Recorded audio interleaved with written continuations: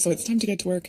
I went to the thrift store and I found this brown maxi length velvet dress. It's pretty simple actually. There's a leg slit. I wasn't crazy about the neckline and the extra fabric along the shoulders because I just don't think it's as flattering.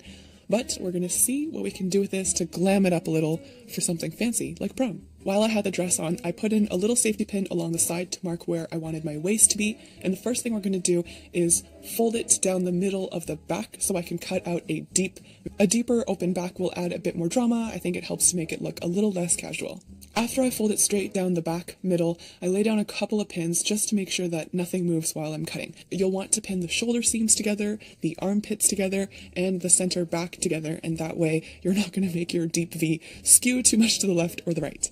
Starting from just after the shoulder point, I pretty much went straight down all the way to the waist point at the back. Some parts of it were slightly too curved, so I did straighten them out a bit, but after it's straight, it should be a nice, crisp V. To hem this off, I'm going to put a zigzag stitch along the entire raw edge and then fold it over 1 centimeter and sew 2 straight lines, one closer to the edge and then one just a little bit further in. The only reason I really did the 2 straight lines was because I noticed everywhere else on this dress the hemming was 2 parallel straight stitches, so I just wanted to copy that. To add that 20s Gatsby Art Deco flavor, I thought that some sparkle would be really key. I picked up a really wide variety of silver trim. It was roughly 10 yards in total, and I just picked them based on how the fringe looks. Fringe and metallics, very, very popular during this time frame, so those are the elements that I tried to add. Along the front side of the dress, I took each piece of trim and just started to pin it to the front, starting from the waist and then going straight up to the top. There's a lot of different shapes you could make with trim, but because my trim was a bit stiff, I just went with straight lines. The piece of trim that was furthest out, I didn't cut, and it's because I wanted it to wrap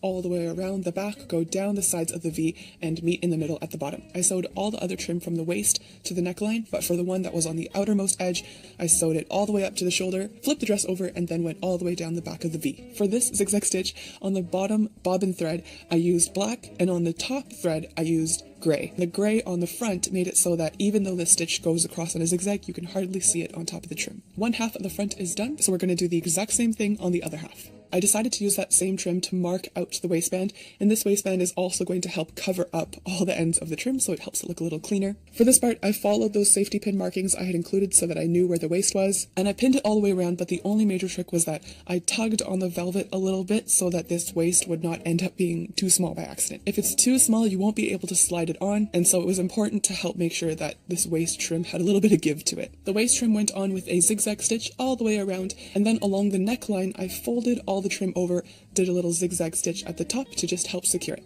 I was still unhappy with how wide the shoulders were, so I cut these pieces of elastics and I sewed them with a zigzag stitch along the inside of the shoulder seam.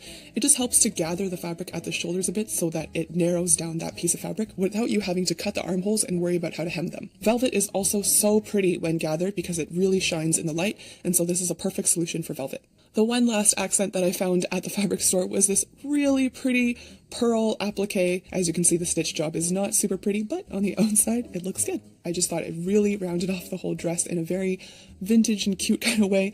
It was just a couple of little modifications, adding some sparkle and some fringe, and I was able to add some 20s Gatsby kind of theme to this dress. You can always make the leg slit go a little higher if you like, or you can add some beading details across the back, but with only a few modifications and not a big budget, I'm pretty happy with how fun, shiny, and glamorous it is in the end. I've seen the world, done it all, had my cake now. I am as brilliant and brilliant now. If you want to see more tutorials, don't forget to hit subscribe. You can also find more photos of this dress on my Instagram. It is @WITHWENDY. Now we're just going to check with Q2HAN and see what they made. Go see it now.